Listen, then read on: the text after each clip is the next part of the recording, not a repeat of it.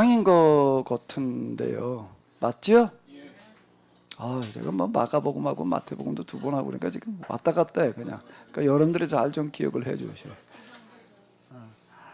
그 이제 주일날 제가 마가복음을 하게 된 이유는 오후에 계시는 분들은 또 수요일날 오시고 오후에 계시는 분들은 그래도 좀 이걸 들으시는데 이제 빠지시는 분들은 또 복음들 들을 기회가 이게 참 쉽지를 않아요. 그분들이 좀 세미나한 거 이렇게 잘 들으시면 되는데 그것도 참 쉽지를 않고 그래가지고 할 수 없이 제가 고민하다가 이제 또 구약을 또 에스라 느헤미야서에서부터 좀 많이 했기 때문에 그렇다고 마태복음도 똑같이 하기에는 그렇고 이제 마가복음 주제가 좀 많이 다르거든요. 마가복음으로다가 이제 이렇게 좀 접근을 하고 있는데요.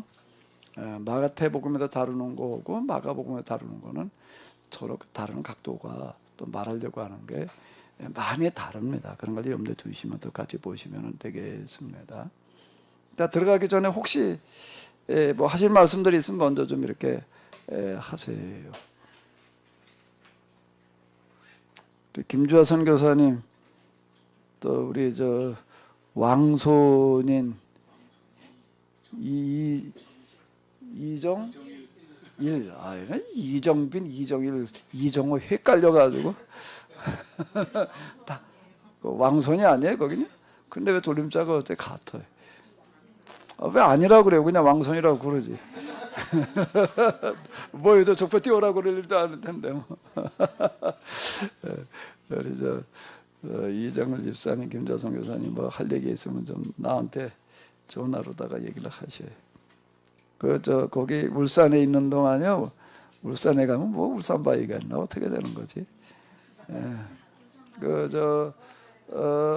뭐야 좀 작곡 저 우리 김장로님 작곡하시도록 작사 좀 몇 개 좀 해요. 특히 누가 좀 뭐 삼손 좀 아주 좀 잘 좀 작사 좀 해줬으면 좋겠는데 참 이거 만들어야 될 게 많은데 여기 저 신천지 보니까는요 찬송가를 따로 만들었더라. 근데 그게 수백 개예요. 수백 개 그냥 아주 많은 걸 이렇게 만들어 가지고 그리고 이제 있던데 근데 한번 이렇게 쭉 남겨 보니까 그건 뭐 이제 저 나름대로 뭐 이렇게 만들어 놨더라고요. 어쨌든 우리가 지금 성경 해석해 나가는 거와 맞는 그런 곡들이 좀 너무 없어 가지고 근데 이제 가사를 좀 여러분들이 좀 한 곡씩 좀 다 만들어 줬으면 좋겠는데 특히 오후 예배 오시는 분들은 책임지고 한 곡씩 좀 다 만들어 봐요. 왜 아멘을 안 해? 이만수 권사님. 뭐 삼손은만이 아니라 그냥 다 삼손을 만들기는 그렇고 그러니까 하나씩은 다 꼭 좀 만들어 봐요. 박영일 권사님 만들 수 있죠? 그 김자성 교사님 그 가사 만들어놓으니까 아주 그걸 잘 붙여주셨잖아요. 그거 지난번에 그 결혼식 때 그거 아주 축하했잖아요. 하나씩 다 만들어 봐요. 우금미 집사님 하나 좀 만들어 봐요. 만드니까 너무 많아. 내가 이렇게 저 성경 해석해 나가다 보면 이거 하나하나 다 만들었으면 좋겠다 그러는 게 너무 많은데 한 곳씩 한 두 개, 세 개 만들어도 괜찮은 거 좀 만들어 봐요 일단. 자, 뭐 하실 말씀 없어요?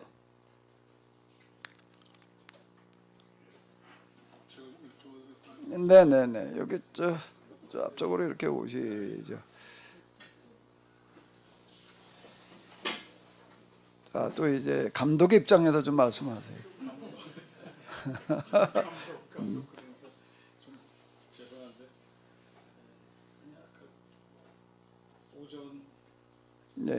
오전 내용인데요. 그 시험에 관한 내용 중에 들짐승하고 함께 지내셨고, 그다음에 천사의 시중을 들었다. 이게 이제 마가복음에 네, 이게 마가복음에 나오는 얘기죠. 근데 이런 내용에 대한 해석이 그 시험 받으신 내용과 어떤 관련이 있는 건지 좀 궁금하기도 하고 그래서 좀 여쭤보고 싶습니다. 예, 근데 지금 우리가 오전에 봤던 것처럼 마가복음에서는 그 아주 시험 받으시는 이야기, 세례요한의 등장, 세례 받으시는 거, 시험 받으시는 거 그냥 간단하게 넘어가요. 그런 일이 있었다라고 하는 것만 얘기하고 언급하다시피 하고 그냥 넘어가는데, 그 중에서 이제 이렇게 보게 되면은 마가복음에만 있는 구절은 뭔가 하게 되면 사탄에게 시험을 받으시며 들짐승과 함께 계시니, 요 부분 얘기하시는 거지요. 함께 계시니 천사들이 수정들더라.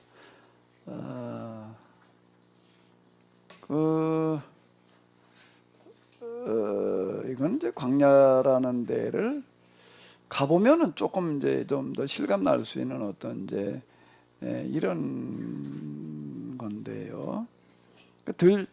광야라는 곳의 분위기, 환경을 그대로 반영하는 얘기인 것 같아요. 거긴 전갈, 작은 어떤 그런 곤충 중에서 전갈, 그다음에 이제 이리 늑대, 이제 이런 것들이 주로 사는 데거든요. 그리고 너무 이제 가서 보면 황량해요. 황량한 그런 거가 사막하고는 다르거든요.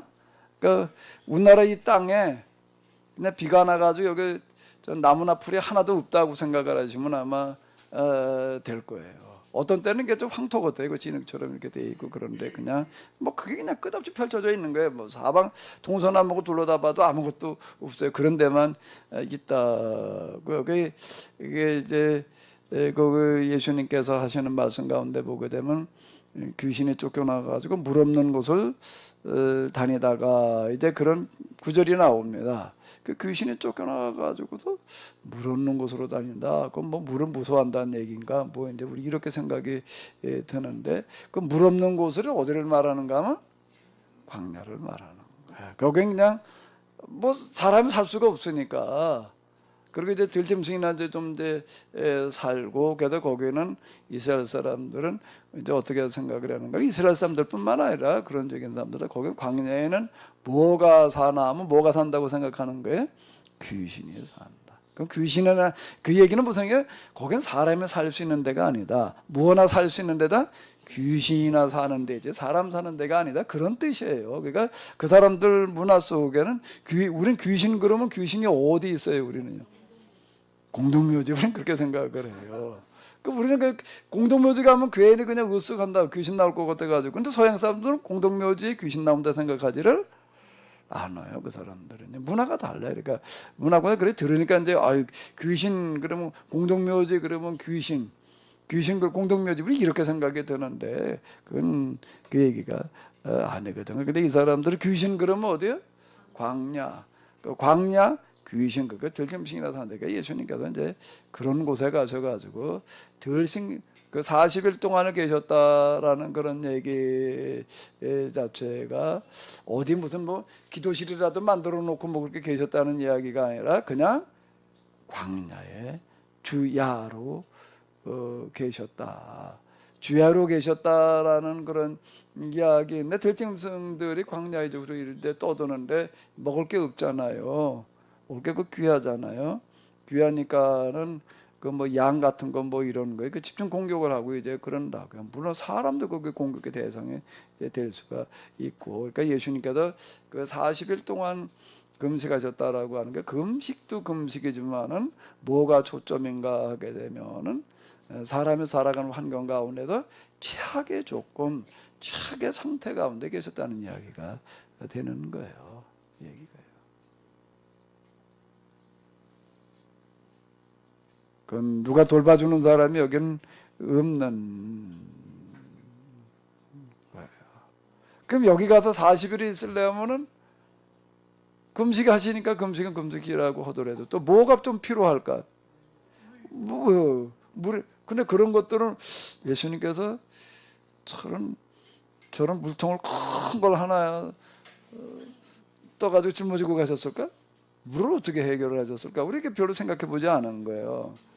그다음 누가 물을 떠다 준 사람이 누구 또 종을 하나 데리고 가가지고서 너보고 너 물 따라달라 그러지도 않으셨을 거고 에이 예수님이니까 그냥 뭐 안 드셨나 보다. 글쎄 그것도 그러니까 사람의 경험을 그대로 이제 경험하시는 거니까. 근데 이제 천사가 수종 들더라는 거는 수종은 뭘 얘기하는 걸까요? 글쎄 이런 거 관련되어져 있는 게 아닐까요?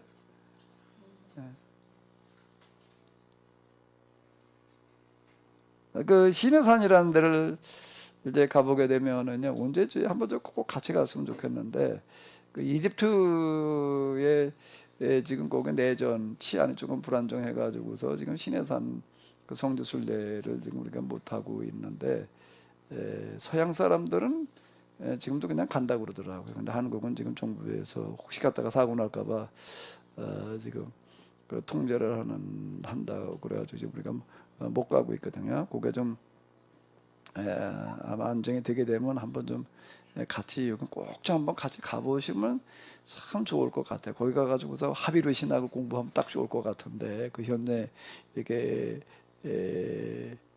가서 이렇게 좀 하면은 좋을 것 같아요. 근데 광야 그 시내산도 그렇고 모세도 올라가서 40주야를 있었다.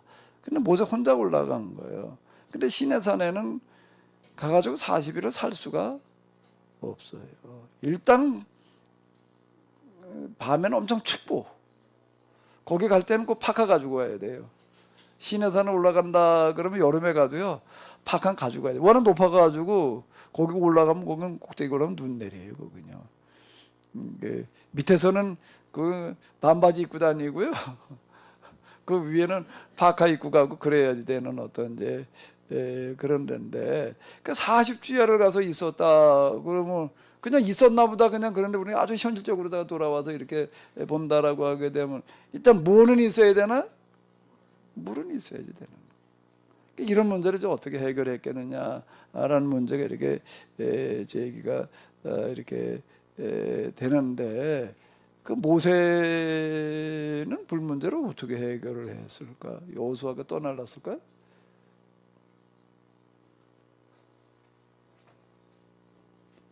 여호수아가 떠날랐을까? 어떻게 해결을 했을까? 장로님 같으시면 어떻게 해결하셨을 것 같아요? 감독의 입장에서요. 감독의 입장에서 보실 때는 어떻게 해결됐을 것 같아요? 대책이 없는데. 대책이 없어. 근데 거기 하나 단서가 있는데요.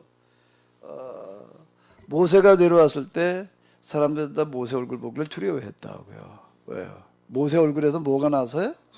그 광채가 났다는 거가 그 이해하기가 더 쉽지 않아요. 그 뭐냐 이렇게 얘기를 할 수가 있는데 그 두려워했다. 그래서 한동안 이제 그거 수건으로 얼굴을 가렸다. 백성들 앞에 나타날 때 나 두려워서 숨는 바람에 그 광채는 뭔 광채인가 하면 그건 하나님의 거룩하신 광채예요. 그럼 그 얘기 자체는 뭘 말하는 걸까요? 40주야라고 이렇게 얘기를 할 때에 40주야를 금식했다. 40주야를 기도했다는 얘기는 주야, 주는 뭐예요? 밤은요? 야, 그러면 40 밤낮이라는 얘기가 되는 거예요. 40 밤낮죠. 나는 이게 이제 제가 이걸 아까도 제가 말씀드린 대로 성경은 경험한 만큼 이해가 된다. 이런 부분들이 그냥 40주야 그럼 40일 동안 가서 있었나 보다 그냥 그러고 끝나요. 그런데 하나님 면전이라고 하는 걸 경험하고 나서 이렇게 보게 되면 그게 완전 딴 얘기로 들려요. 그냥 그 전에 40일 동안 가서 있었나 보다 이렇게 뭐 하루가 뭐 밤낮이니까 그냥 이렇게 느껴지는데 그 상태는 하나님 면전이라는 그 상태는요 육체의 한계를 초월하는 상태예요.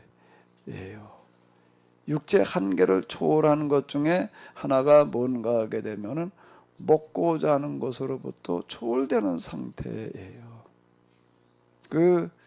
우리가 이제 광합선이라는 게 있습니다. 광합성이라는 게 있어요. 광합성이 뭐예요? 저 녹색 식물이 저 나무나 풀을 보게 되면 다 초록이라고요. 그 가을에 가게 되면은요. 가을에 가면요. 누렇고 뻘겋고. 그러면 그건 뭘 말하는 거예요? 누렇고 뻘겋다는 얘기는요.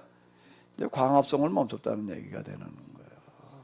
그 광합성이라는 건 초록색, 녹색 식물은 뭔가 하게 되면은 뿌리에서 빨아들이는 양분과 그리고 또 햇빛을 직접 받아가지고 햇빛을 가지고 양분을 만들어 낸다. 그러니까 녹색 식물이 없으면은 그건 뭐 다 죽어요. 저건요. 저기서 저 과학선 작용을 통해 가지고서 우리에게 양분을 만들어주니까 요즘 이제 태양열 전지라는 거가 햇빛 가지고 이제 에너지를 만들어내는 어떤 이제 그런 건데요.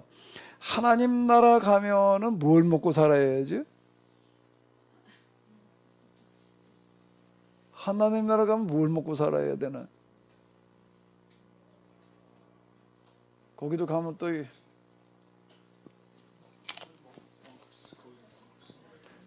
광합성. 근데 거기는 태양이 필요가 없대요. 태양이 없대요. 그럼 광합성은 뭘 가지고 해? 태양빛이 없는데 하나님이 뭐가 되시는 거예요? 빛이 되시는 거예요. 하나님의 빛 가운데 있다라는 얘기 자체는 하나님의 빛이 그러니까 거기 가는 먹는 방식이 달라요.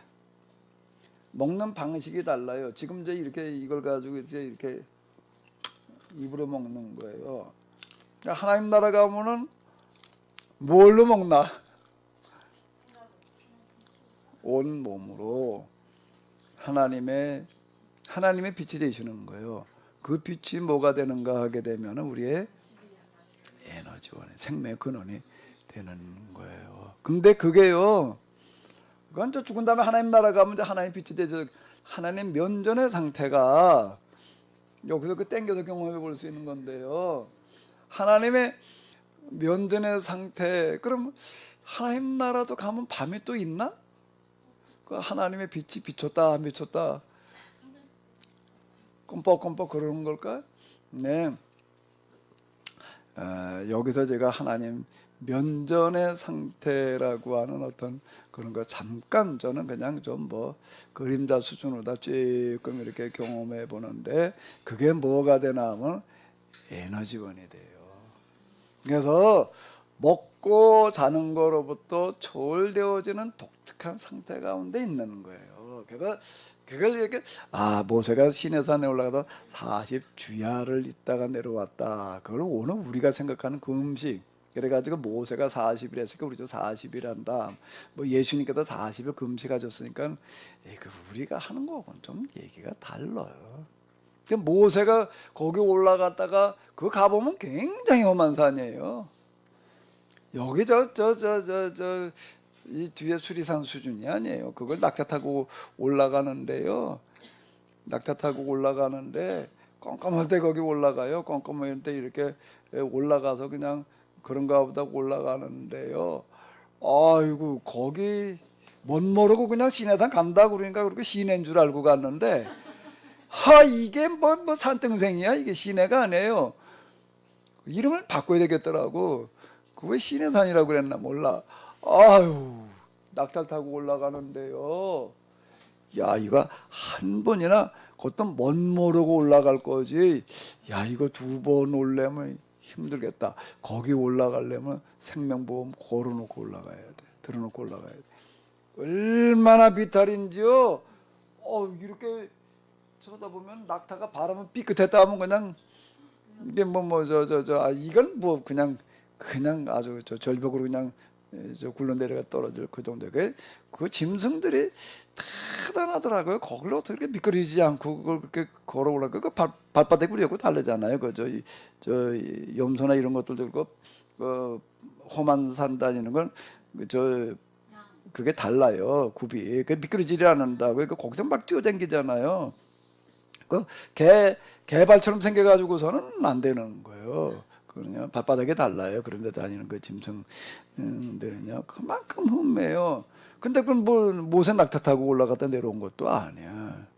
엄청 높아요. 위에 그 뭐 만년설이 내리는 데인데 근데 뭐참저 밑에 어디 좀 있다 왔나 보다 이제 아마 이렇게 생각도 들고 신에서는 어디쯤에 있었냐는 거 우리가 알 수가 없겠지만 거기 모세가 있었을 자리가 추정된 자리 뭐 이렇게 보게 되면 거의 정상이에요.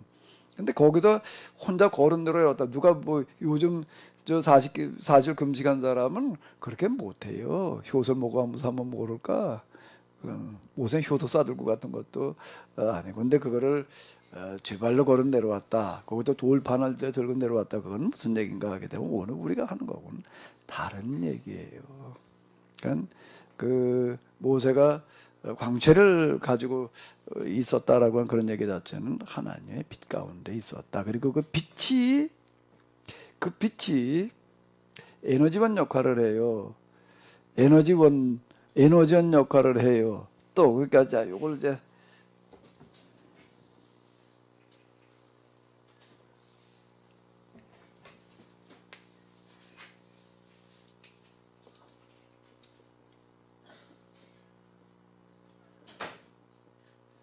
빛인데 이게 이제 무슨 역할을 한다고요?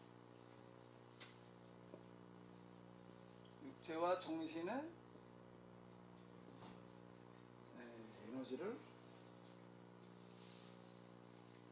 에너지를 우리말로 하면 뭐라고 들어야 되나? 뭐라고 그래야 돼? 힘이지.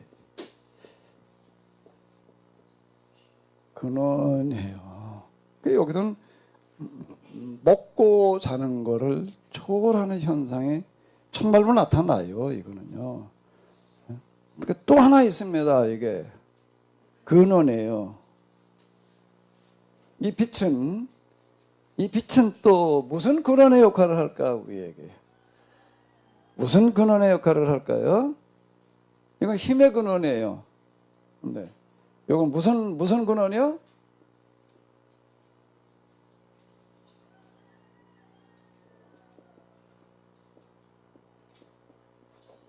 근원이에요. 그 모세가 40주야로 있으면서 하나님으로부터 율법을 받아가지고 왔다. 이렇게 얘기를 해요. 율법 받아가지고 왔다는 거를 우리는 그냥 하나님께서 다 정리해서 써주신 거, 뭐 편지 우체부가 저 편지 갖다 준 편지 받듯이 그렇게 받아가지고 왔다는 걸로다가 이제 자체 이해를 하게 되는데요. 하나님의 빛 가운데 드러나지 않는 게 없어요. 드러나지 않는 게 없는데 거기에 뭐가 드러나면 그 중에 뭐라고요? 지식이라는 게 여기서 드러나는 거예요. 그러니까 여기서 많은 깨달음, 이런 것들이 여기서 이제 주어져 가지고 오늘의 율법이 거기서 만들어졌다. 이제 이렇게 얘기를 해. 그 율법을 하나님께서 써주셨다라고도 이렇게 되어져 있지만은 두 번 거기 이중으로 기록되어 있는 모세가 써가지고 왔다라고 이렇게 기록이 되어져 있어요. 이중으로 나와야지 하나님께서 말씀하신 것이기도 하지만은 또 모세가 쓴 것이기도 하다. 그건 무슨 얘기가 되는 거야? 일방적인 게 아니라 뭐라고요? 일방이 아니라 이방이에요. 모세로 하여금 깨달아 알게 하시는 방식으로. 그게 지금 율법에 들어있는 그런 내용들이 너무 놀라운 차원이다. 그래서 계시라고 이렇게 얘기를 하는 거예요. 그 빛이 또 무슨 역할을 한다고요? 지식이구나. 그래서 제가 이 빛을 잠깐 쐬고 났더니 이게 성경이 확 달라지는 거예요. 그래서 지금 제가 이렇게 해석을 하는 거죠. 제가 전에도 이렇게 해석한 게 아니에요. 그거를 뭐라면 계시 이렇게 얘기를 하는 거예요. 그걸 비분요. 계시는 하나님의 빛 가운데에서 터득되어지는 지식. 그래서 이거는 그냥 일방적으로 알게 되는 정보 전달이 아니에요. 정보 전달이 아니라 뭐라고요? 깨달은 알미예요.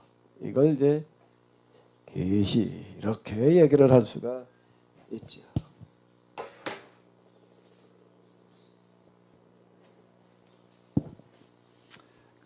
예수님께 모세의 그 시내산도 그렇고 이제 예수님께서 이제 그 광야에 40일 동안 계시는 그런 시간들도 그렇고 다 이런 시간들인 거예요.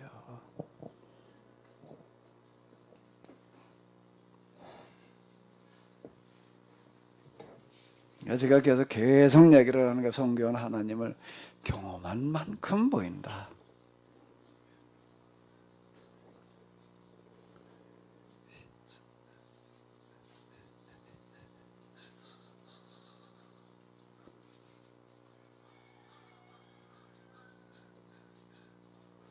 제가 이 경험을 있고 난 다음에 일단 몇 가지 놀란 것 중에 하나가 뭔가 하면 이제 제가 영성을 정리해 나가면서 그 영성 서적들을 갖다 읽으면서 제가 너무 놀란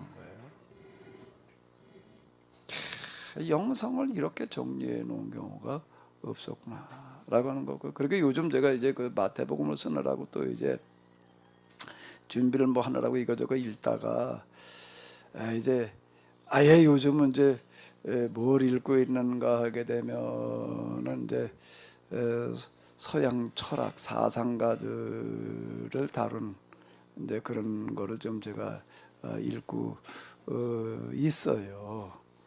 처음엔 거기까지 읽으려고 그런 건 아니에요. 이제 복음서 마태복음에 관련되어져서 이제 쓴 책들만 이제 주로 읽으려고. 특히 복음서에 대해서 최근에 학자들이 어떻게 이제 얘기를 했나, 요즘 뭐 어떻게 하고 있는가, 그리고 여태까지 사람들이 또 복음도 마태복음도 어떻게 얘기를 하고 있나, 그냥 요 정도나 이렇게 보려고 이제 그랬던 건데, 그 최근에 복음서들을 연구하는 거를 이렇게 보니까 다 뭐하고 관련되어져 있는가 하면은 현대의 그 사상들과 다 관련이 있는 거예요. 이게 다.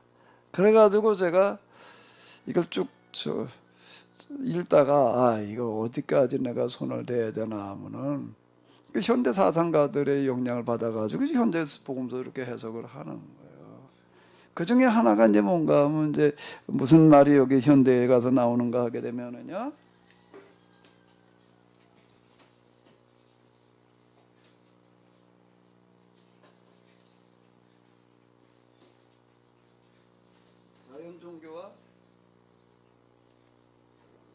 자연 종교와 계시 종교를 구분을 해요. 요거와 요거를요. 그 전에는 자연 종교 그러게 되면 그냥 고대 종교, 그냥 자연적으로 생겨난 종교, 그죠? 이 정도로 이해하는 거였어요. 근데 지금 여기 이제 계몽주의, 그리고 특히 영국의 이제 이성주의 이런 것들이 등장하고 난 다음에 이제 뭐라고 구분하라는 거면 자연 종교와 계시 종교로 이렇게 나누어 놓는다고요. 성경에 기초한 그런 신앙을 이제 계시 신앙 이렇게 얘기해요. 자연 종교라고 하는 건 뭔가 하면 이성으로, 이성주의라는 얘기가 무슨 얘기가 되는가 하면 이성으로 하나님을 다 할 수 있다. 우리에게 하나님의 형상이라는 게 주어졌기 때문에 하나님이 계시다.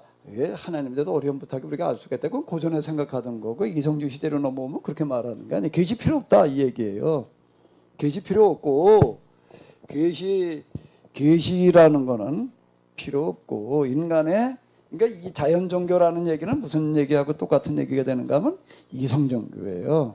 인간의 이성이라고 하는 거가 뭐가 가능한가 하면 하나님에 대해서, 그리고 하나님의 만드는 세상에 대해서 다 이해할 만한 그런 능력이 인간의 특히 이성이 있다, 이렇게 이해를 하는 거예요. 그래서 이제 종교라고 하는 거를 계시를 가지고서 뭐 어쩌고 저쩌고 성경의 말씀을 뭐 그런 거 필요 없다는 거예요. 그냥 인간의 이성으로 이제 이 종교가 가능하다. 그래도 이제 영국에서 그 이제 이신론이라고 하는 게 그래가지고 이렇게 나오는 거예요. 그 여기 이제 이 세상이라고 하는 것은 하나님이 만들긴 만들었는데 이거고 이제 시기를 가지고 이제 예를 많이 드는 거예요.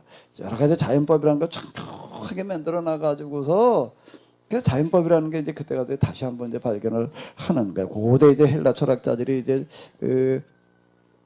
이 자연 철학자들이 탈레스 뭐 이런 사람들이 또 자연의 법을 미신의 시대에서 이제 이제 철학의 시대로 넘어올 때 자연 속에 법이라는 게 있다, 이제 그렇게 얘기를 했던 거를 이제 영국에 이제 우리가 잘 알고 있는 이제 경험주의라고 얘기하는 그런 사람들이 이제 또 그걸 얘기를 이제 이렇게 하는 거예요. 다시 한번 얘기를 하는 건데 뭔가 하면 하나님이 세상을 만들긴 만드셨는데 아주 정교한 시계처럼 아주 자연의 법칙으로 다 이렇게 만들어 놓기만 하고, 이거 아주 완벽하게 만들어 놓으시거든 여기 관여하지 않으신다, 이렇게 얘기를 하는 거예요. 근데 이성이 이제 그걸 다 깨우칠 수가 있다, 이제 이렇게 얘기를 하는 겁니다. 그래가지고 그 종교를 무슨 종교라고 그런다고요? 자연 종교 이제 이렇게 부르는 거예요. 그러니까 계시 종교 필요 없다는 거예요. 이거 구분되었다는 얘기. 이제 계시 종교 필요 없이 자연 종교가 이제 가능해진다. 그 영국에서 이제 얘기한 그 유명한데 디즘이라고 하는 우리말로 이신론이라고 할 때 이자가 이제 이자 이성 이자예요. 이제 그렇게 얘기를 하는 어떤 이제 이런 거거든요. 근데 이제 그 어쨌든 그 이후에 이제 그 서양 철학이라고 하는 게 뭐 이런 식으로 다 이제 막 전개해 나오고 그러다가 보니까 이제 그 신학이라는 거 갖고 다 그다음에 이제 영향을 받아요. 이제 르네상스 이후에는 신학이 이제 그 철학자들이 멈춰가는 거고, 그럼 이제 그 주치자거리 신학이 이제 이렇게 돼버린다고요. 그걸 가지고 이제 최근에 이제 이렇게 해석을 하는데 그 중에 이제 여기 제일 이 자연 종교, 계시 종교 이러면서 이제 뭐가 제일 그 관심과 그리고 논의에 초점이 되는가 하게 되면은 성경에는 기적이라고 하는 걸 어떻게 이해를 해야 되느냐. 이성으로 볼 땐 이거는 인정이 안 되는 거예요. 이성으로 인정할 수 있는 것만 이제 받아들이는 그런 시대가 돼 가는 거거든요. 제가 이제 이런 어떤 것들 이게 쭉 지금 이제 보고 그러면서 이제 이 포스트 모더니즘 시대에 이제 성경을 어떻게 해석을 해야 되느냐라는 문제를 가지고 제가 지금 많이 고심을 합니다. 마태복음 이제 지금 제가 이렇게 뭐 설교로 세미나로 떠들는 이런 것들은 이제 책으로 만들어 놓을 때에는 어떤 식으로다가 이거 해석을 해야 되느냐라는 걸 가지고 고민을 하다가 처음에 1단계에서는 제가 최신의 그래도 이제 신학자들이 복음서 특히 이제 마태복음서에는 마태복음서에서 해석한 것들 염두에 두고 가면서 이제 좀 쓰자 이제 요 정도로 잡았다가 근데 그 최신의 신학이라고 하는 거 현대시로 넘어질 신학이라는 건 다 서양 사상의 영향을 받아가지고 이제 지금 뭐 거기에 대해서 거부하든 따라가든지 간에 영향을 다 받고 그리고 지금 써내려가고 있어서 아예 그 서양 사상이라는 것 자체를 내가 같이 끌고서 이제 이거를 해석을 해 나가야 되겠다. 그래서 범위를 조금 더 넓혀놨습니다.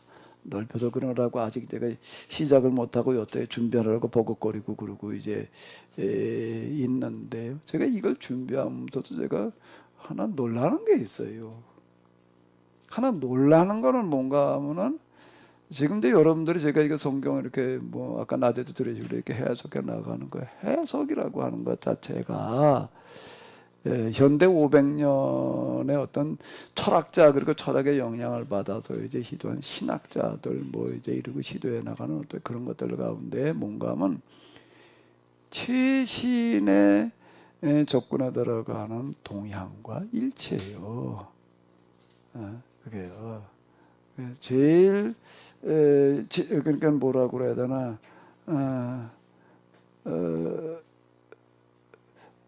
최근에 이제 여태까 500년 실험하다가 이제 뭘 어떻게 해야 되느냐라고 이렇게 해야 된다라고 이제 딱 나와 있는 그 부분을 제가 지금 하고 있는 거예요. 그 부분을 내가 어디 이렇게 보게 되면 이제 뭔가 하게 되면은 최근에 이제 시도하는 어떤 그런 거 이제 뭐 구조주의, 뭐 해체주의 그게 다 이제 요 근래에 이제 시도하는 어떤 그런 방법들인데요.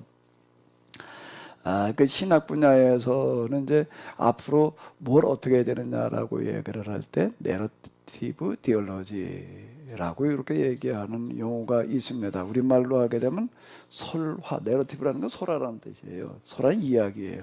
그 신학, 내러티브 디얼로지로 가야 된다. 이제 그리고 시도돼 가지고 그리고 이제 있어요. 그런 시도들을 하고 있는데 그게 이제 최근에 이제 시도되고 있는 어떤 이제 그런 하나의 그 동향인데. 이런 부분들하고 그게 맞아떨어지는 거예요. 그 영성 경험해가지고 정리해 나갈 때에는 그때 아주 영성이 그냥 아주 영성 러시아어였어요. 근데 그땐 제가 우리나라에서 영성 모임하는데 거의 다 내가 이제 불려갔었습니다. 그 영성의 시대하고 어떻게 맞춰가지고 딱 이렇게 영성을 경험하게 됐다. 그런데 이제 요즘 내가 또 성경 해석해 나가면서는 뭘 느끼는가 하게 되면은 최신에 하려고 하는 그런 방법들이 여기에 지금 제가 이미 아 이런 게 있구나 이제 이렇게 해보자 그래가지고 한 게 아니라 그동안 저게 해온 게 요게 해당되어지는 어떤 이런 게 제가 놀라는 거예요. 그래서 저는 혼자 야 이게 하나님께서 역사의 주관자시다는 얘기 자체가 역사의 흐름에 맞도록 이걸 준비시켜 놓으신다. 그 생각을 하는 거예요. 그 사실 여러분 이 말로만 들은 칸트, 헤겔 그거 굉장히 어려운 얘기입니다. 무슨 막 하이데거 누가 키겔케고로 이름이나 알지 그거 굉장히 어려운 얘기들이거든요. 근데 저도 저 신학교 다닐 때 그거 가지고 엄청 실험하고 그러면서 그냥 겨우겨우 그냥 이 사람이 이런 말 했나 보다 이런 말 했나 보다 그러고 그냥 정리하고 넘어갔죠. 그거에 대해서 내가 무슨 평가 어쩌고 저쩌고는 그건 엄두를 못 내는 거야. 이 사람이 이렇게 얘기를 했다. 예를 들어 칸트 그러면 그 사람이 순수이성 비판, 실천이성 비판, 판단력 비판, 어쩌고 저쩌고 그 헤겔 그러면 이제 병원집보로 좀 접근해 나가는 무슨 어떤 그런 역사 철학 해석 그냥 이렇게 나갔던 어떤 이런 건데요. 내가 하나님을 경험하고 난 다음에 요즘 내가 다시 이제 그런 책들을 갖다 내가 들여다보고 그러면서요. 이게 너무 쉬운 거예요. 어떻다고요? 너무 쉽고 뻔히 보이는 것 같아. 근데 내가 뭐라고 내가 이제 지금 뭘 얘기하시면 평가를 내가 하게 되는 거예요. 저는 평가를 못하는 게 이해하기도 바쁘지 칸트를 이해하기도 바쁘지 칸트를 내가 뭐가 어떻다고 얘기를 해? 예? 내가 지금 이해한 게 제대로 한 게 맞나? 이렇게 하기도 바쁜 거예요. 그게요. 이 책들 읽어보게 되면 그게 이게 너무 이거 신학에서도 이제 그걸 전에니까 어거스틴 아퀴나스 그러면 이게 이해하기도 급급하고 그것도 잘하는데 근데 내가 하나님 경험하고 난 다음에 이제 그 죄인의 길이랑 쓰고 그러면서 야 이게 전에는 완전 안개 속이었는데 어거틴 읽으면서 맨날 안개 속이에요. 안개 속을 헤맸었는데 내가 어거틴 그거 쓰면서 그 신의 도성 내가 그런 거 신의 도성을 읽다가 길을 잃어요. 무슨 소리를 하는 건지요 이게요. 읽다가 길을 잃는다고요. 여기 평촌교회 거기 우리나라 어거틴 전공가 그분 와가지고서 뭘 한다 그래가지고 내가 2번 갔어요. 뭐를 하는가 하게 되면은 그 참회록이라는 걸 가지고서도 이제 공부들을 하더라고요. 그걸 몇 번 나눠서 이렇게 했어요. 근데 어떤 교인이 있다가 뭐라고 얘기를 하나 교수님 다음에는 그 신의 도성 좀 한번 하지 어떤 교인이 그러더라고요. 그랬더니 그분이 뭐라고 그 신의 도성은 어려운데 첫 마디가 그건 해도 이해하기가 어려운데 근데 헬라 철학을 다 끌어들여 가지고 그걸 끌고 나가기 때문에 이게 어려운 얘기예요. 근데 제가 하나님을 경험하고 난 다음에 다시 그걸 들여다볼 때는 이게 무엇처럼 느껴지나? 내 손바닥 들여다보는 것처럼 어떨 땐 느껴져요. 어거틴 읽고 내려가면서 그전에는 완전 안개 속에 헤매서 어딘지 길이 안 보여. 그런데 저 산꼭대기에 올라가가지고 이렇게 내려다보고 있는 느낌이 이렇게 드는 거예요. 그게 이제 왜 그러냐라고 하는 거가 뭔가 하면은 이 하나님의 빛이라고 하는 거가 이게 빛의 문자가 되려 그러니까 우리 가운데 뭔가 어둠을 걷어내는 거예요. 어둠을 걷어내는 건데 육체와 정신 가운데 어둠을 걷어내니까 이 상태에서는 하나님의 그 면전 상태에서는요 우리 육체와 정신이 줄 수 있는 건 사람마다 조금씩 다를 수 있겠죠. 최고의 상태예요. 컨디션이. 흐리멍텅 이런 상태가 아니에요. 아주 최고로 컨디션이 아주 정신적으로 최고의 상태. 육체적으로도 그래요. 그 육체적으로도 그런 건 제가 뭘로 경험을 해봤는가 하면 그때 테니스 막 배울 때인데요. 이게 아무리 뛰어도 지치지를 않아요.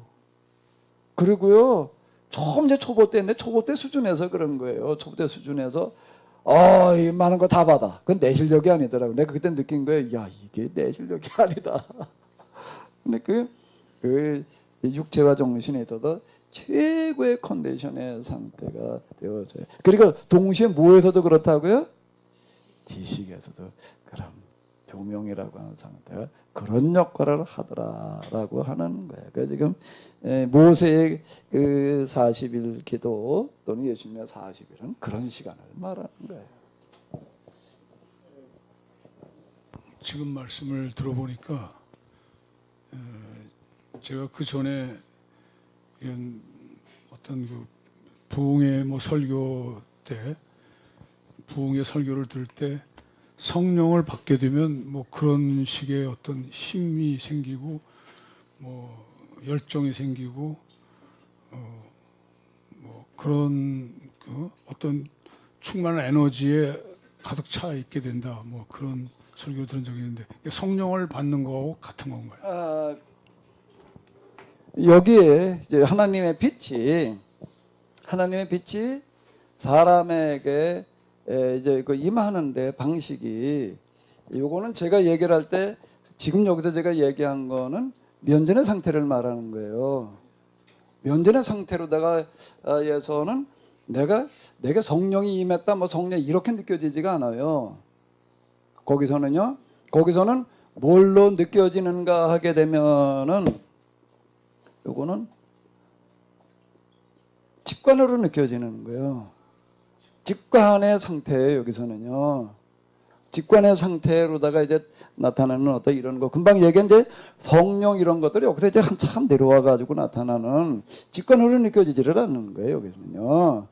그래서 성령 충만 비슷하게 이제 뭐 회심할 때 기타 등등 뭐 부흥회 같은 거 뭐 하고 할 때 성령 충만에 느껴지는 어떤 그런 여기는 뭔가 하게 되면은 성령 충만이라고 하는 건 뭐라고요? 느낌으로다가 이렇게 와닿는 좀 이제 원거리에서 와닿는 어떤 이제 이런 거를 얘기를 하는 거고 원거리에서 얘기 거기서도 물론 성령 충만했을 때 뭐 그러니까 새벽에 그렇게 막 뭐 4시에 일어나 가지고서 뭐 그러고 해도 뭐 피곤하지 않잖아요. 그 비슷한 거 느끼시죠? 성령 충만하면 안 피곤해요. 아멘은 안 하시네. 그 빛이 옆에 사람, 주변 사람에게도 빛을. 그거는 이제 여기 그 모세의 얘기가 얼굴에 빛이 광채가 났다라는 그런 얘기 자체가 뭔가 하게 되면 이제 그런 어떤 전이의 현상이 나타나는 거죠.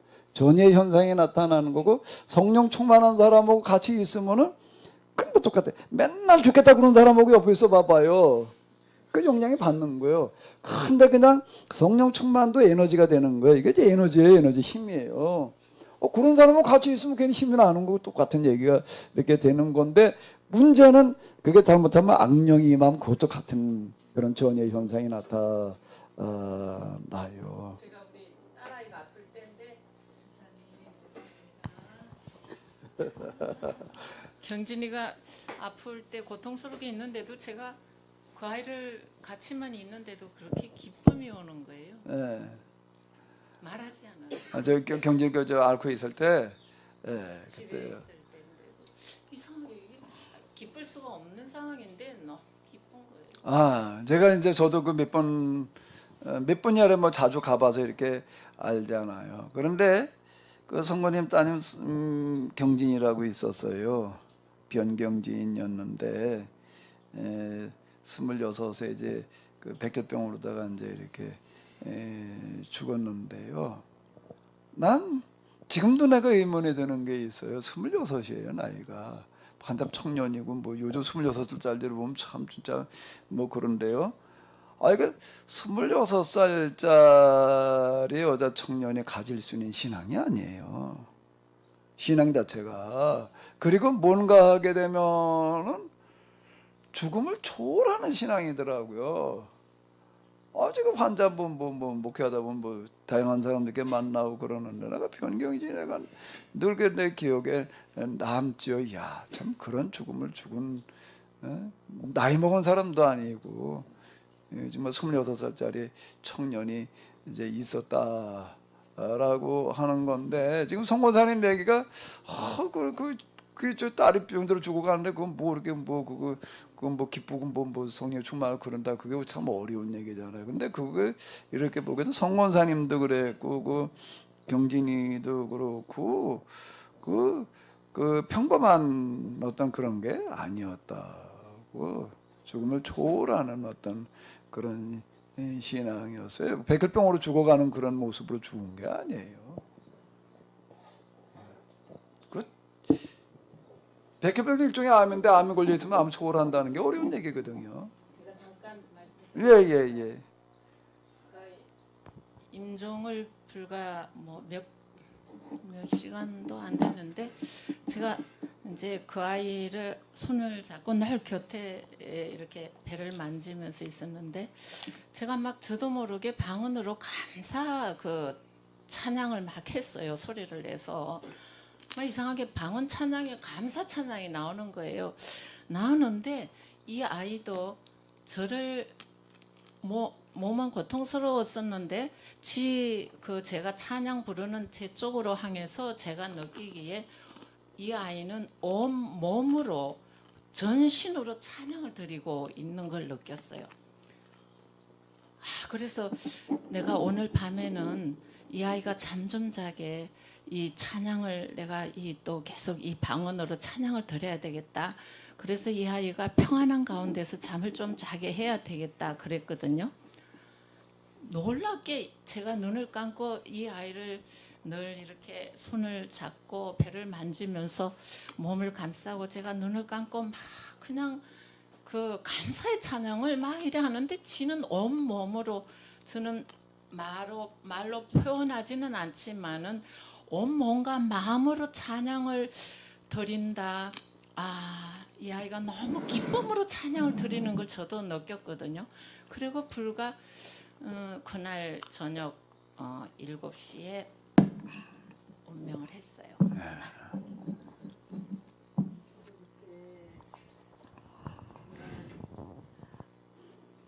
임종 가까이 갔잖아요. 우리가 가가지고 바로 좀 있다가 예배를 드리는데 나는 성권사님이 정말 제정신이 아닌 사람 같이 보인 게 더 높은 곳을 향하여인가 뭔 찬양하는데 그렇게 막 그냥 힘차게 우리 같으면 정말 눈물이 흘러내려서 한마디도 못할 텐데 얼마나 그냥 막 그렇게 찬양을 목청껏 은혜롭게 하시는지 같이 하면서도 아니 엄마가 이렇게 어떻게 이럴 수가 있지, 어떻게 이 상황에 이렇게 찬양을 저렇게 막 부를 수가 있지, 그게 조금 그랬는데 지금 참 지나고 나서 이제 과정 쭉 얘기 듣고 또 신앙의 그 정말 그 깊이와 크기를 감안해 볼 때 충분히 그러셨구나 하고 느끼게 되는데 참. 예. 그러니까 금방 말씀드린 대로 26살 청년의 죽음이 아니에요. 이건 어떻게 이 나이에 이 죽음을 이렇게 받아들일 수가 있을까? 이제 우리가 생각하기에는 하나님께 믿음을 낳게 해주시면 더 좋을 것 같은데 이게 그건 우리 마음대로 되는 게 아니고 그거는요. 근데 이제 참 어쨌든 놀라운 어떤 이제 그런 건데요. 진짜 좀 마음 한편 많이 안타까우면서도 참 놀랍다. 내가 이제 장례제 치르고 그러면서도 이제 참 죽음을 초월한다. 그걸 그렇게 받아들일 수 있다라고 그러니까 굉장히 고통스러운 건데 그 암이라고 이제 백혈병이라고 하는 어떤 이런 거가 그걸 정말 그 참. 저희 남편이 믿음도 1년을 여기 다녔지만 믿음이 별로 없었어요. 근데 나중에 몇 년이 지나서 남편 친구들하고 있는 중에서 하는 말이 그래요. 나는 경진이 죽음을 보면서 믿음은 꼭 가져야 되겠다고 생각합니다. 그건 진짜 죽음을 초월한 죽음이었어요. 그건 어려운 얘기인데. 예. 그게 그런 저런 빛이 예, 다 이제 어쨌든 하나님의 근원이신데요. 하나님의 근원이신데 이제 제가 지금 여기서 얘기하는 어떤 이런 거가 이제 우리가 하나님과 가까이 거리를 다 이렇게 느낄 때에 하나님께로 나아가는 데 있어서 이제 좀 우리가 성령 충만한 상태, 뭐 기타 등등으로다가 이제 우리가 느껴지는 어떤 그런 것들이 다 이제 그 근원이 거기죠. 그런데 이제 그 중에서 절정이 어딘가 하게 되면 요게 이제 면전이라고 얘기를 하는 그런 상태예요.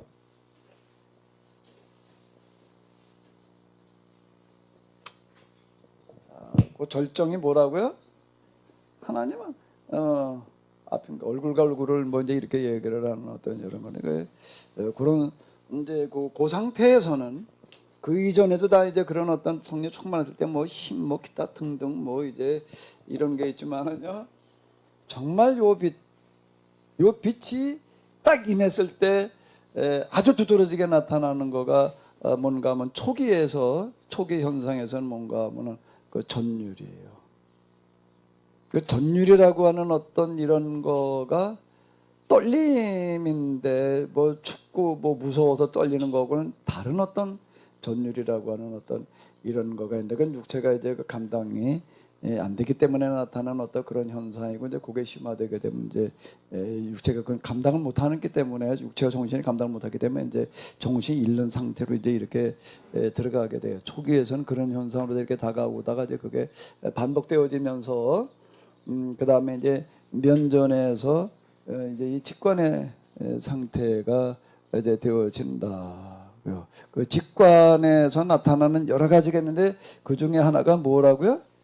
지식이라고 하는 거가 초자연적인 전달이 아니라 하나님의 계시를 우리가 하나님께서 알려줘가지고 내가 모르던 거 그냥 이제 알게 돼. 그건 이제 점쟁이식이 되는 거예요. 마귀는 그렇게 얘기를 하는 거예요. 마귀는 그건 마귀의 방식이고요. 성령의 방식은 뭔가 하게 되면 그 빛이 내 육체와 정신 우리 이런 빛은 가려지면 그림자가 있어서 여기는 안 비춰져요. 근데 하나님의 빛은 그림자가 있을까 없을까요? 하늘나라도 가면 그늘이 있을까요? 그림자가 있을까요? 밤이 있을까? 그 밤이 없다는 거예요. 그 얘기는 뭔가 하면 그 빛은 특수한 빛이어서 모든 걸 다 이렇게 통과돼서 속에까지 비춰진다고요. 내면까지 비춰져도 우리 속에 들어있는 죄악이 다 드러나는 거예요. 그 앞에 가게 되면은요. 우리 내면을 비춰지기 때문에 그러는 거는 마음 속을 다 비춰놓는 거예요. 감춰졌던 건 뭐 세상에서는 비밀이지만 하나님 앞에 비밀이라는 거. 하나님 빛이 다 뚫고 들어오는데 무슨 뭐 우리 엑스레이라고 하는 거가 이거 뚫고 들어가서 초음파 뭐 어쩌고 저쩌고 이제 우리 그것도 다 일종의 광선이잖아요. 근데 하나님도 이제 그런 어떤 이제 빛으로 다 이렇게 표현이 되어지는데 그건 뭐 엑스레이 수준이 아니에요. 뭐 초음파 수준도 아니고 이거는 전혀 다른 어떤 이제 그런 정말 우리 세상에서는 경험할 수 없는 초자연적인 어떤 차원이 다른 어떤 이제 그런 빛이 되는 건데 그게 우리의 이 지식, 인식, 기능에까지 비춰지기 때문에 그래가지고 무슨 지식으로 전달되어진다고요? 깨달은 지식이 되는 거예요. 깨달은 지식이 되는 거예요. 그냥 난 무슨 뜻인지도 몰라. 이렇게 되면 이게 지식이 아니에요. 그러면 뭐가 되는가 하면은 둘로 나뉘어지는 거예요. 그렇게 되면은 그 마귀는 그렇게 되는 거예요. 그냥 뭐 점쟁이식으로다가 뭐 이렇게 전달되어지는 방식이고요. 그렇게 되면은 주와 객이 어떻게 되는가 하게 되면 일치가 안 돼요. 이게 불일치가 되는 거죠. 그러니까 우리 안에서 성령은 깨달아 알게 하시는 거예요. 그래가지고 하나가 되게 하시는 거죠. 절대 분리가 되는 게 아니에요. 하나 되게 하시는 영이에요. 그거가 이제 그런 이치가 이렇게 되는 거예요. 그러고 나니까 이제 이게 성경도 그렇고 세상에 다시 보이더란 말이에요. 그 어렵던 그런 책들이 2, 3주 전에 이게 무슨 소리 하려고 그러는 거지. 그게 이제 너무 이제 쉽게 보이더라는 얘기가 이제 그런 얘기가 되는 거예요.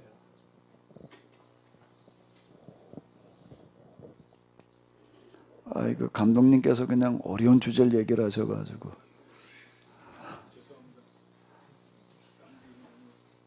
아니에요. 아이고 중요한 부분 얘기하시는 거예요.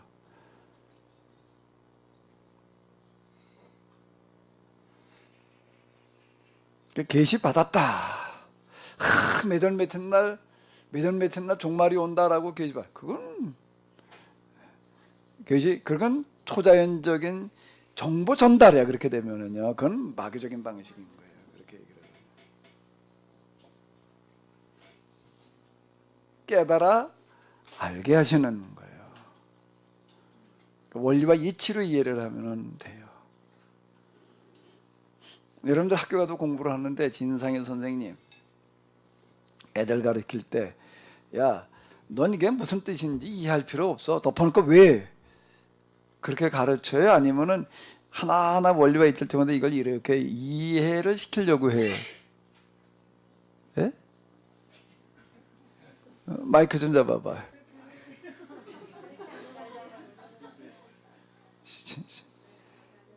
예? 마이크 좀 잡아봐요. 어쨌든 한번 이치를 한번 생각을 해. 애들 공부시키는데, 야, 넌 이게 무슨 이해할 필요 없어. 그냥 무조건 왜? 그러는 줄 알아. 그렇게 하는 게 교육일까? 네, 아니 그게 아니고 예, 원리와 이치를 깨닫게 하려고 네, 노력. 이해를 시켜야 되겠죠. 아, 내가 전에 그 저 중학교 뭐 고등학교 다니고 그럴 때 아주 내가 제일 싫었던 게 물리화학 그거 뭐 무슨 원소 교회래나 무슨 뭐 교회라는 거. 아니 덮어놓고 왜래? 그래 나는 외우는 건 잘 안 되더라고요. 그리고 그거 가지고 내가 아주 제일 지겹고 그래서 나중에 보니까는 아니 그걸 왜 그렇게 가르쳤지? 아, 원소교 뭐 F는 뭐야, 뭐 납은 뭐야, 그냥 덮어놓고 왜 그러지 말고, 야 이게 영어 단어의 첫 글자야. 아 이래만 났으면은, 아 그 영어 단어 외우면 그냥 저절로 외워지는 거잖아 이게. 다 그래 배워가지고 지금 머리가 나빠요. H2O가 왜 그걸 물이라고 그러는지 말해. 이는 먹으러 갔다가 그걸 왜 그렇게 나는지, 아 이거를 H가 뭔지 O가 뭔지를 좀 얘기를 해주고, 야 그래도 이걸 사람들이 이걸 갖다가 이거 저 원자의 차원에서 갖다 물질이다 이제 기본적인 구성 요소가 이제 원자 그리고 분자인데 그 세계로 들어가서 보게 됩니다. 이게 하나 이제 다 이게 재료들이란 말이에요. 근데 그런데 거기에 되고 이제 영어로다가 이제 H 수소고 그다음에 O는 산소다. 그 이제 이걸 이런 식으로만 설명을 해주면은 너무 쉬울 것 같은데 그냥 무조건 왜라고만 해놓으니까 이건 뭐 도대체가 그냥 지겹게 짝이 없는. 시간이 거의 다 된 것 같은데 하나만 질문을 하겠습니다. 2개 해도 돼요. 아니 근데 오늘 13절까지 하셨는데 14절 질문해도 되나요? 뭐 얘기를 하는 거예요? 마태복음이요? 마가복음요, 마가복음. 지금 마태복음 공부하는 시간인데 그런데 네, 그래서 14절 마가복음 1장 15절 때가 찼고 아까 아침에 하실 때 저는 아침에 목사님이 그 동그란 물에 그 뭐예요 원형 어항 같은 데다가 물을 깨끗한 물로 이렇게 바꿔놓으려고 그 밑을 만들어갖고 아 이게 이제 가득 차면 쏟아지는 그걸 얘기를 하시려나 그랬는데 예 했는데 거기까지 못 갔어요. 그랬는데 다음 이제 주에 해야 돼. 그걸 보고 제가 이제 15절에 때가 찼고에 그 부분을 얘기하시려고 동그란데 물을 갖다 놓으시고 때가 차면 이렇게 쏟아지는 그걸 얘기하시려나 했는데 뭐 거기까지 못 가신 것 같은데 거기 15절에 보면 회개하고 복음을 믿으라. 근데 마가복음에서만 복음을 믿으라는 이런 표현이 있고 딴 데는 회개라 천국에 가까이 왔느니라. 예. 근데 뭐 그 당시 사람들에게 하나님을 믿으라 뭐 어떤 율법이나 뭐 그런 것을 얘기하신 게 아니라 그 당시에 이게 복음을 믿으라고 하면 이 사람들에게 이게 어떻게 들렸을까가 그러니까 이제 마태, 마가, 누가가 요한이 가끔 말하는 초점이 다른데 마가복음은 첫 구절이 뭐죠? 하나님의 아들 예수 그리스도의 복음의 시작이야. 그러니까 복음을 얘기를 하는 거야. 그러니까 복음 여기서 이제 그 복음을 가지고 얘기를 많이 하는 거야. 그러니까 복음을 믿으라 할 때, 그러니까 복음은 목사님 그 뭐 학생들이 그런 얘기를 가진다고. 예, 그런 것처럼. 예. 근데 그 당시에 그럼 그걸 믿는다는 게 뭘 어떻게 믿는 건지 뭘 믿는 건지 구체적으로 확실하게 이렇게 전달되고 사람들에게 말씀으로 설교가 되고 있었던 상황에서 이런 얘기를 하셨겠죠? 요거는 이제 뭔가 예수님을 통해서 이 땅에 복음 사역에 지금 실현되어진다라는 것을 믿으라는 거예요. 그 뒤에 얘기를 보게 되면은 그래서 지금 여기 여기서는 이제 주제가 그거예요. 초점이 하나님의 아들 예수 그리스도의 복음인데 그 복음이 뭔가 하면 하나님 나라가 이 땅에 실현되어진다는 거야. 그래서 여기는 설교에다 초점을 맞추지를 않고 예수님의 사역이에요. 그 사역이 지금 뭐 귀신이 쫓겨나간 얘기, 병자 고치는 얘기가 주로 많아요. 응? 풍랑이는 바다가 잔잔해지고 뭐 그런 얘기들이 주로 많다고요. 거기에다가 소액을 초점을 그게 뭔가 하게 되면 지금 이 땅에 악마의 세력이 지금 쫓겨나가고 하나님 나라가 실현되어지고 있다라는 걸 지금 얘기하는 데다가 초점을 맞추는 그게 마가복음의 특징은 거기에서 설교가 별로 없어요. 근데 설교가 있다라고 하더라도 아까 얘기한 대로 주로 무슨 설교라고요? 천국 비유 설교. 그러니까 하나님 나라가 지금 예통적으로 실현되어진다라는 그 사실을 지금 믿어라. 지금 그 얘기가 이렇게 되는 거고요. 항상 내가 얘기하려는 거하고 받아들이는 거는 다른데 나는 때가 찼다는 걸 설교하려고 아까 갔다 그거 한 게 아닌데 나는 예수님께서 병자 고치시는 이야기가 어떤 의미냐라는 걸 설명을 하려고 그걸 갖다 놨는데 오늘 거기까지 못 갔어요. 근데 여기 뭐 때가 찼고로 설명하려고 그걸 갖다 놓은 것 같은데 어쭈 그 당신이에요. 그거는 이제 그거 가지고 이게 이제 이 질병을 고치는 문제가 마가복음으로 들어가게 되면 굉장히 이제 비중을 많이 차지해요. 그게 이제 하나님 나라를 실현시키는 어떤 그런 하나의 이제 증거가 되는 거예요. 그리고 복음 사역이야 그게. 그게 이제 오늘에 있어서는 이제 그게 우리가 어떻게 그걸 이해해야 될 것인가라고 하는 걸 가지고 얘기를 하려고 이제 아까 그걸 갖다 놨던 어떤 이런 건데 앞에 얘기하다 보니까 거기까지 못 가가지고 이제 그리고 여기 이렇게 보시게 되면은. 예수님과 바르시 이제 제자들 데리고 이제 그다음에 뭐라고 사역으로 나가는데 마침 그들 회당에 더러운 귀신 들린 사람이 있어 소리 질러 가로되. 그리고 이제 귀신 쫓아내는 얘기, 그리고 뭐 병자 고치는 얘기, 베드로의 장모에 병 고치 이런 얘기로 이어지는 거예요. 이게 뭔가 하면 하나님 나라가 지금 구체적으로 실현되어지고 있다는 증거로다가 지금 이렇게 마가복음에다는 거기다 초점을 맞춰놓고 그거를 뭐라 그러는가 하면 복음이라고 그러는 거예요. 이건 황제의 무슨 생일 정도가 아닌 거예요. 이거는 그렇게 얘기를 해 나가는 게 마가복음의 특징이에요. 근데 목사님 오늘 그 저기 누가복음 아침에 이제 설교하셨는데요. 아침에 누가 아닙니까? 마가복음입니까? 마가복음. 누가복음에서는 자세하게 나와 있네요. 이게 예. 얘기가 예. 그래서 이 마가복음 그냥 한번 따라라 해가 앞에 예. 아주 누가복음 자세하게 나와 있어요. 예. 저희들이 듣기 설교 말씀 듣기에 굉장히 그 100%에 들어오더라고요. 예, 그래, 그게 특징이에요. 근데 그거를, 그러니까 제가 이제 첫 시간에 얘기한 대로 성경 복음서는 그 신학생이 굉장히 고차원적으로 편집을 해놓은 거가 마태도 들어있고 마가, 누가, 요한이 같이 들어있는 거예요.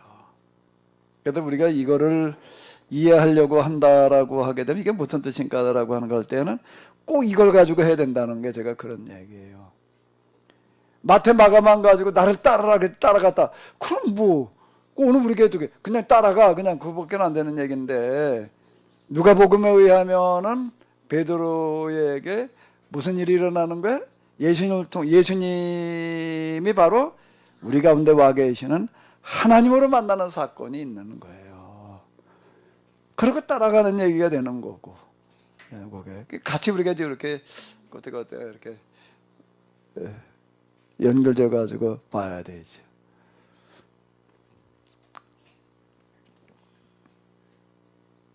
근데 이제 거기 나와 있는 그런 이제 그 누가 보면 그런 표현들이 주여 선생님 그러다가 선생님이 말씀하시니까 그러다가 이제 고기 잡는 사건이 되고 있고 난 다음에 뭐 호칭이 바뀌는 거예요. 그 주여는 거기서 이제 아도나이를 호칭하는 그런 걸 말하는 거예요. 그 변화가 이제 거기서 일어나면서 주여 나를 떠나서서 나는 죄인입니다. 근데 두려워하지 말라 이런 구절들이 그건 제가 볼 땐 중요하다고 느껴지지도 않고 읽으면서 그냥 뭐 그랬나 보다 그러는 무슨 얘기인지 모르니까 그게 뭐 그렇게 되게 중요한 얘기야. 그냥 뭐 그랬나 보다 그러고 넘어가는 얘기인데 내가 하나님을 경험하고 나가지고 특히 면전의 상태라는 걸 경험하고 나서 보니까 이게 하나님 현현을 부딪히는 그 사건이었던 거예요. 그리고 그 사건이 베드로에게 일어났다라고 하는 거는 베드로가 하나님을 그만큼 목마르게 찾고 있었다는 이야기가 되는 거예요. 그게 그만한 일이 일어날 그 때마침이란 때가 착고라는 것도 이제 그렇게 해석이 나갈 수가 있는 건데 베드로가 그걸 경험할 만한 상태가 되어져 있으니까 그게 경험이 되어지는 거지. 예? 하나님께서 그냥 아무나 불러다가 그냥 그러시는 게 아니에요. 그럼 이렇게 보니까 누굴 부르신 거예요? 그러니까 결국은 준비된 사람, 마태라는 사람 이렇게 보게 되고 그냥 겉으로 보기에는 세리 중에 하나지 뭐 그죠. 저 못된 세리는 그냥 뭐 어쩌고 저쩌고 그러고 끝나는 건데 예수님께서 보실 때는 그게 아닌 거예요 벌써. 그러니까 마태복음을 우리가 읽어보게 되면은 마태가 평소에 뭘 찾고 있었는지가 거기에 들어있는 거예요. 거기요. 그러면 그러면 감독도 아무나 뽑아도 놓진 않잖아요. 친하다고 갖다 배역 맡기지는 않잖아요.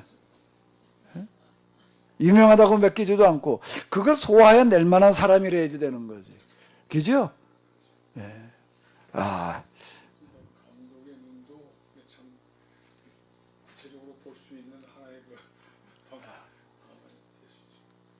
그 사람들은 벌써 보는 게 다른 거예요.